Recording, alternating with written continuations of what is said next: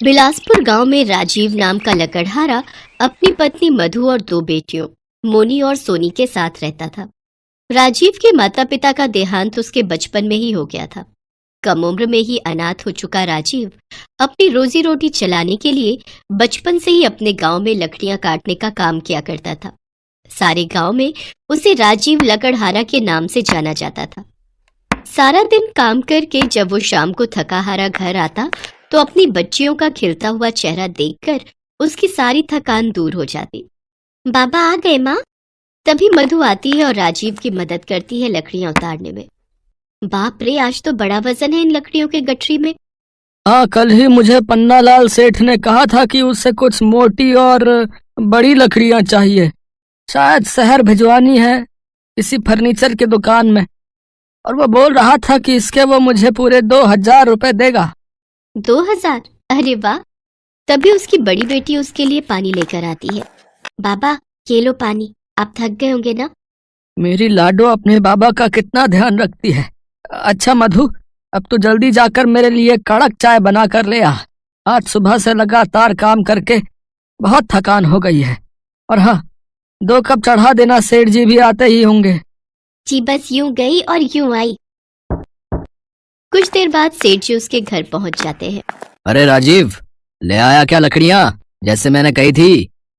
बिल्कुल आपके मतलब की लकड़ियां लाया हूँ। अरे वाह, ये तो बिल्कुल चोखा माल लग रहा है। और ये लकड़ियों का गट्ठर तो बहुत भारी लग रहा है। तुमने इसे कैसे उठाया? सेठ जी, बचपन से यही करते आया हूँ, अब तो इसकी आदत हो गई है। हाँ हाँ, सही कहा। अच्छा, अब तुम इसे मेरे कारखाने तक भी पहुंचा देना, भले ही उसके 200 रुपए अलग से ले लेना। जैसा आपको ठीक लगे सेठ जी। वो दोनों बातें कर ही रहे होते हैं कि तभी मधु उनके लिए 2 कप चाय लेकर आती है। राजीव, मुझे शहर से बहुत बड़ा कॉन्ट्रैक्ट मिला है ये लकड़ियां सप्लाई करने का। अब तो मुझे ये लकड़ियां और चाहिए होंगी।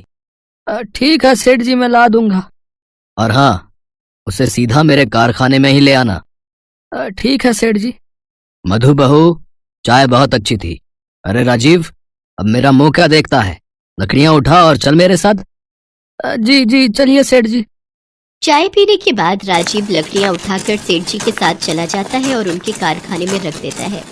ये ले राजीव, ये 2000 रुपए तेरी दिहाड़ी, और ये 200 रुपए तेरी लकड़ियां कारखाने तक पहुंचाने के लिए। बहुत बहुत शुक्रिया सेठ जी। राजीव खुशी खुशी घर चला जाता है और वो पैसे मधु को दे देता है।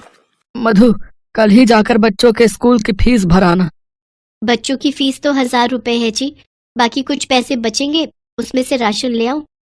हाँ हाँ, ले आना। अगले ही दिन मधु स्कूल जाकर फीस भराती है और बचे हुए कुछ पैसों से राशन ले आती है और कुछ पैसे जमा कर लेती है। हे प्रभु, अपनी कृपा दृष्टि ऐसे ही बनाए रखना हम लोगों पर। माँ, अब तो हमारे पास पैसे भी आ गए हैं, अब हम भी अमीर हो जाएंगे।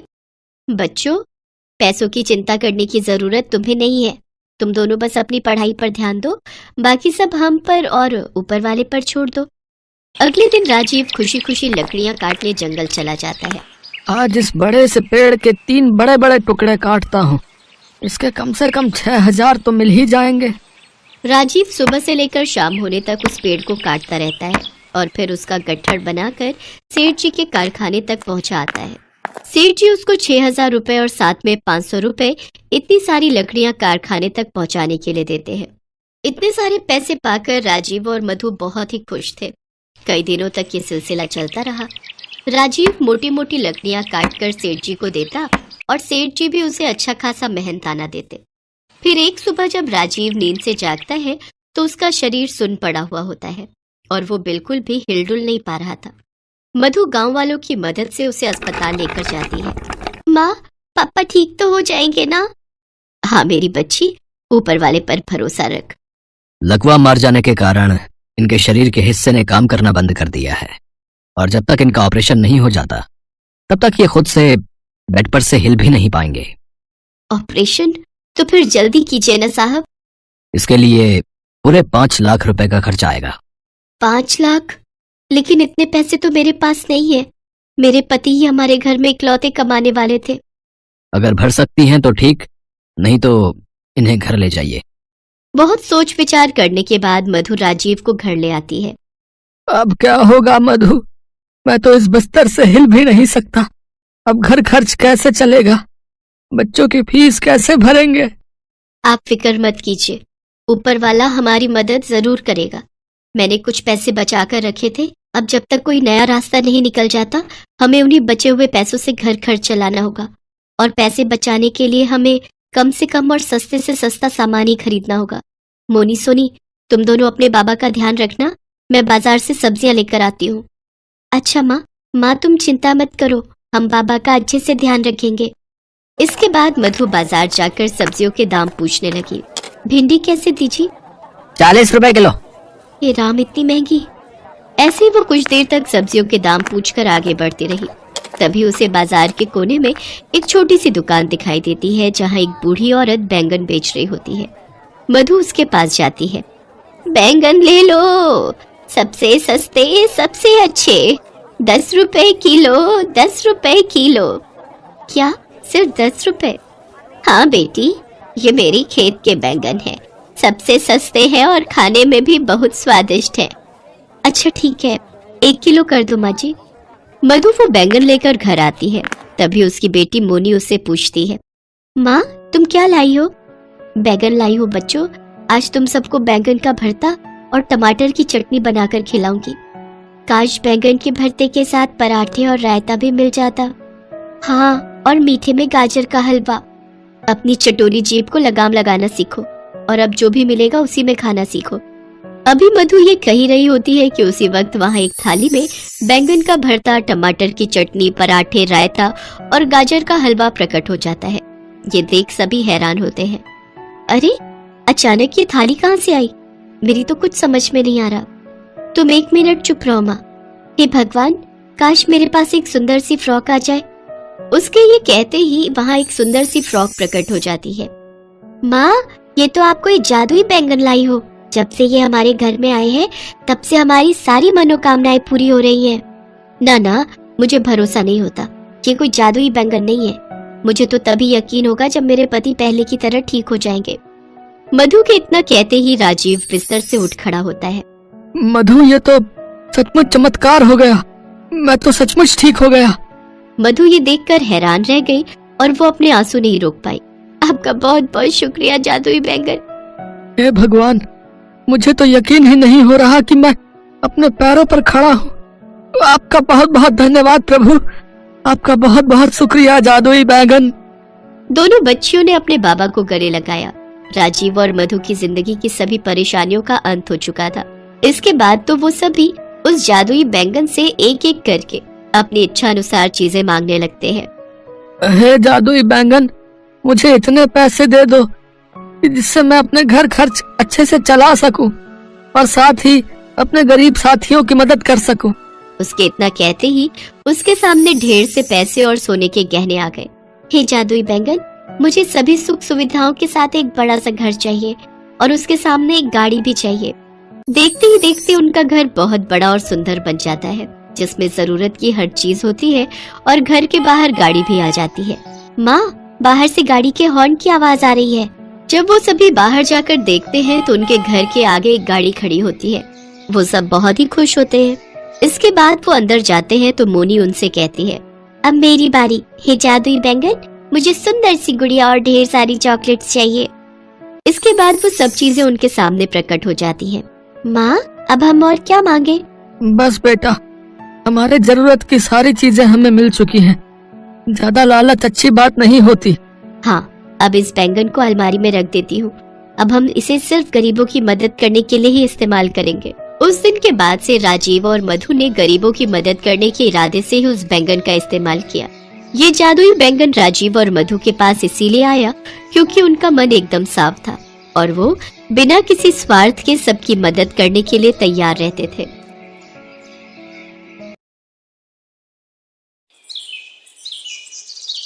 मान्या एक बड़े होटल में शेफ थी और बहुत ही बढ़िया बढ़िया तरह के खाने बनाने में माहिर थी। होटल वाले भी मान्या के काम को बहुत पसंद करते थे।